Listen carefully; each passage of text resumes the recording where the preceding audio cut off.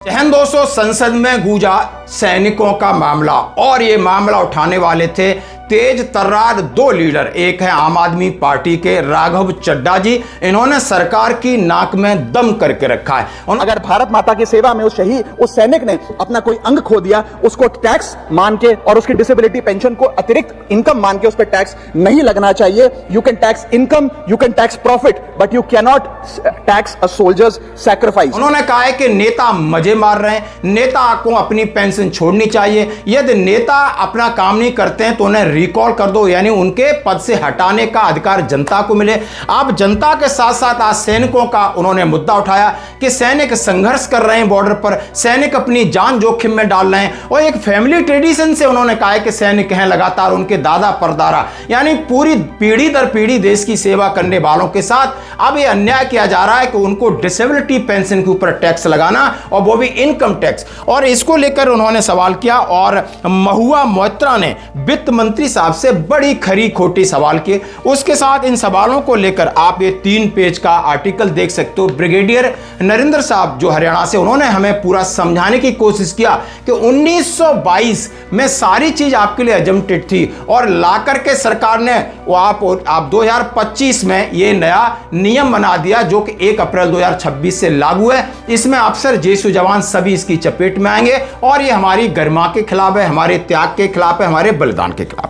अब तीनों बात देखते हैं। सबसे पहले महुआ मोइत्रा जी ने क्या बोला है, वित्त मंत्री बताने की कृपा करें। और ये 16 मार्च का था। आयकर छूट केवल सेवा से अमान्य घोषित किए गए सेना कर्मियों तक सीमित रखने के पीछे कारण क्या है, यानी सेना से इनवैलिड को छोड़कर बाकियों से टैक्स लिया जाएगा, उसका कारण बताइए। वर्तमान में विकलांगता पेंशन प्राप्त कर रहे सेना कर्मियों का रैंक वाइज ब्यौरा क्या है और उनका ऊपर कितना आपका राजस्व का खर्चा आ रहा है, सवाल नंबर 2।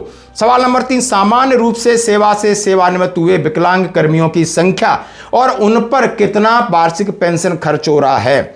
सेवा से अमान्य घोषित किए गए विकलांग कर्मियों की संख्या, उनके ऊपर व्यय। इसके साथ सरकार ने कहा कि रक्षा मंत्रालय और पूर्व सैनिकों के साथ क्या आपने कोई मशवरा किया, क्या आपने पूर्व सैनिकों की बात सुनी? अगर हाँ तो ऐसी सलाह मशवरे की तारीख बताइए और कौन से संगठन से बात किया।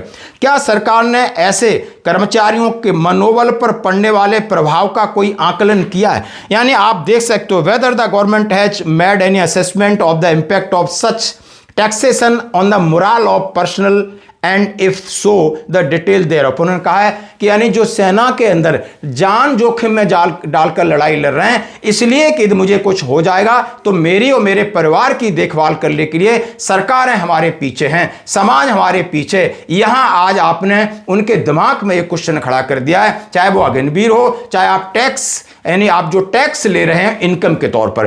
कितने अधिकारी हैं जो व्हील चेयर पर बैठे हैं, कितने जवान हैं जो व्हील चेयर पर हैं, कितने जवान हैं जो बेड पर पड़े हैं। आप उनको उनका जो पेंशन मिल रही है, यदि उन्होंने सर्विस किया है अपनी और उनको डिसेबिलिटी पेंशन मिल रही है तो ये तो और एक बहुत अच्छी बात थी। उन्होंने उनका जज्बे को आपको सैल्यूट और सलाम करना चाहिए, अप्रिशिएट करना चाहिए, न कि आपने गलत तरीके से आपने पेंशन लिया। अब ये पूरा मामला 1922 का था, जैसे हमारे ब्रिगेडियर साहब से बात हुई। उससे पहले हम अपने वित्त राज्य मंत्री पंकज चौधरी जी का बयान, जिससे आप चिर परिचित अंदाज में जानते हो कि जब उनसे पूछा जाता है कि 8वां वेतन आयोग कब से लागू है तो वो जवाब नहीं दे पा रहे। सबको पता है कि 1 जनवरी 2026 से, लेकिन उन्होंने आज तक इसका जवाब नहीं दिया है। क्यों नहीं दिया है? गोलमोल है। उनसे डीए एरियर की बात की जाती तो गोलमोल है। तो अब आप गोलमोल जवाब सैन्य सेवा के कारण या उसके कारण बढ़ी हुई विकलांगता से के कारण बाहर किए गए सशस्त्र बल के सदस्यों द्वारा प्राप्त विकलांगता पेंशन के संबंध में छूट आयकर अधिनियम 1922 के तहत ढांचे के बाद से मौजूद है, यानी 1922 का यह प्रावधान है अभी। जैसा कि 21 मार्च 1922 की अधिसूचना संख्या 878 के माध्यम से प्रदान किया गया है। जब आयकर अधिनियम 1961 लागू हुआ तो निरसन और बचत प्रावधानों के माध्यम से छूट जारी रही। उन्होंने कहा है कि when the income tax act 1961 come into force, the exemption continued through the repeal and serving processes।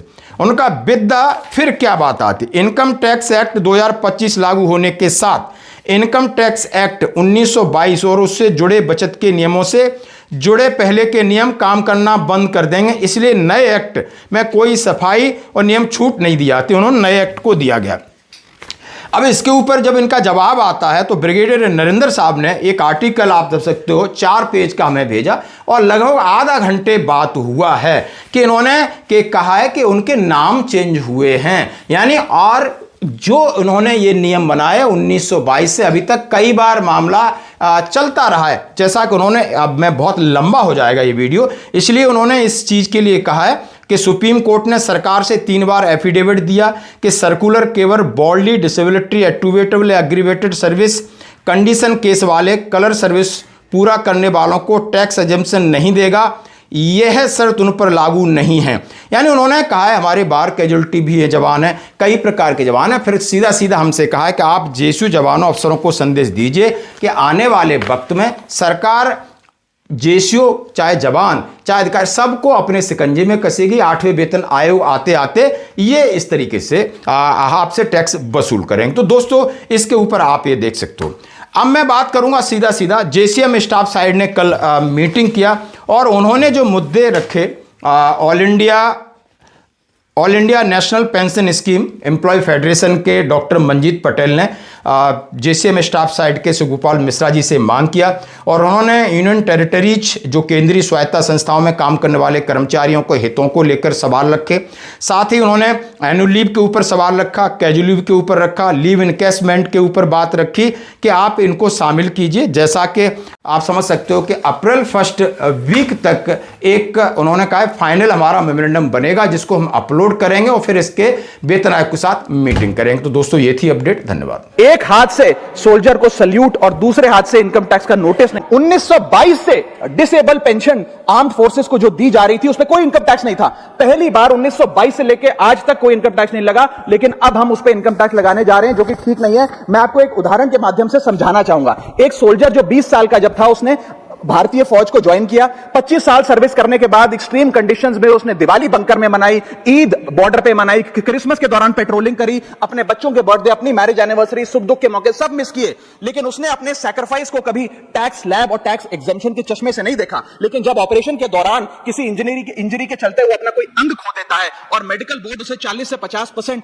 Disable घोषित कर देती है, तो उसके पास 2 चॉइसेस होती हैं। या तो वो सर्विस छोड़ दे और पेंशन लेने शुरू लग जाए। अगर सर्विस छोड़ के वो पेंशन लेने लग जाता है तो उसकी पेंशन एग्जेम्प्ट है। लेकिन अगर वो सर्विस नहीं छोड़कर अपनी पूरी टेन्योर काम करता है, अपाहिज होने के बाद, डिसेबल होने के बावजूद भारत माता की सेवा में कार्यरत रहता है, तो उसको डिसेबिलिटी पेंशन जब मिलती है रिटायरमेंट के उपरांत, तो उस पर इनकम टैक्स इस अमेंडमेंट के द्वारा लगाया जा रहा है। सर ये करके हम एक प्रकार से 2 category of wounded soldiers create कर रहे हैं, जिसमें दर्द सहकर जो फौजी ज्यादा काम करता है उससे ज्यादा टैक्स लिया जाएगा। हम अननोइंगली पनिश कर रहे हैं सैनिकों को घायल होने के बाद जो काम करते हैं। So we are penalizing courage, we are taxing endurance।